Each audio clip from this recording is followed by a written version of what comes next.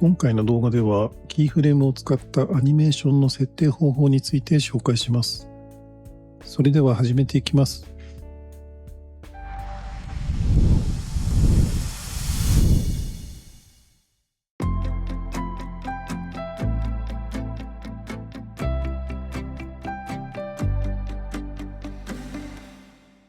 アニメーションをさせるにはキーフレームを使います。まずキーフレームとはインスペクタにあるこのダイヤのマークのことで、ここに変化の開始点と終了点を設定し、映像、画像やエフェクトなどに自動でアニメーションを作る機能のことを言います。マップと車のイラストをタイムラインに配置してあります。この車を左から右へ通過するアニメーションを設定します。まずアニメーションをさせる開始点に再生ヘッドを移動します。今回はクリップの先頭にします。インスペクタの変形から位置の右側にあるダイヤのマーク、キーフレームをクリックします。クリックするとキーフレームは赤く変化します。この状態で位置の X 軸、横軸のパラメータをマイナスの方向に移動し、ビューアー上から車を外します。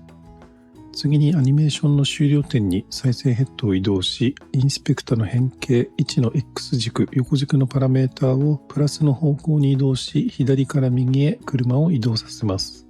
キーフレームは一度赤く設定すると同じパラメータを変化させることで自動で設定されます。これで2点間にキーフレームの設定ができたので再生して確認してみます。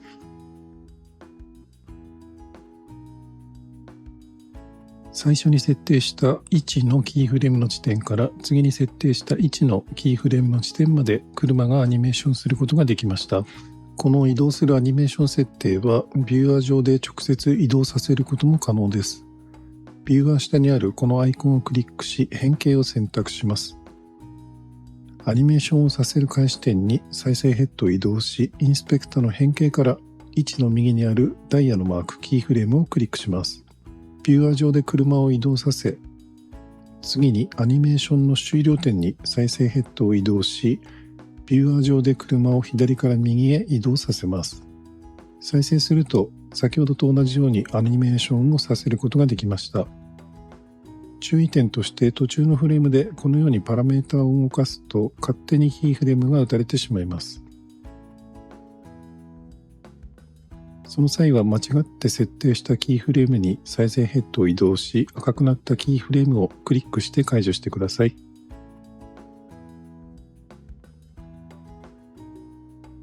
次はキーフレームトレイを表示をクリックし、この点々点からキーフレームのあるパラメータを表示にチェックします。今設定したキーフレームの位置を確認することができます。インスペクタのここにある左右のアイコンをクリックすると、次に設定したキーフレーム、前に設定したキーフレームと、今設定したキーフレームの地点に瞬時に移動することができます。ショートカットキー、はじめ鍵括弧、終わり鍵括弧でも移動が可能です。一度設定したキーフレームを選択し、間隔を広げると、車を遅く移動させることができます。間隔を狭めると、車を早く移動させることができます。また、一度設定したキーフレームに再生ヘッドを移動し、再度パラメータを調整することも可能です。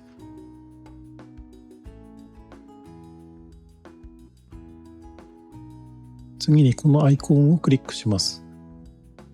この線のことをスプラインといい、今設定したキーフレームの動きが確認できます。横軸は時間を表し、縦軸はパラメータの値を表示しております。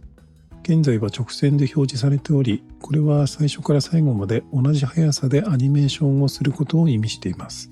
現実の世界で車がこのような直線的な動きをすることはありません。ここでキーフレームの動きに緩急をつけることで自然な動きに調整することが可能となります。緩急をつけるにはここのアイコンを使います。キーフレームをドラッグして2点を選択、またはコマンドキーを押しながらクリックで2点を選択します。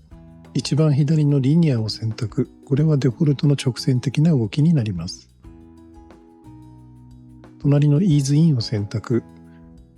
アニメーション開始時が早く動き、終了時にかけてゆっくりになります。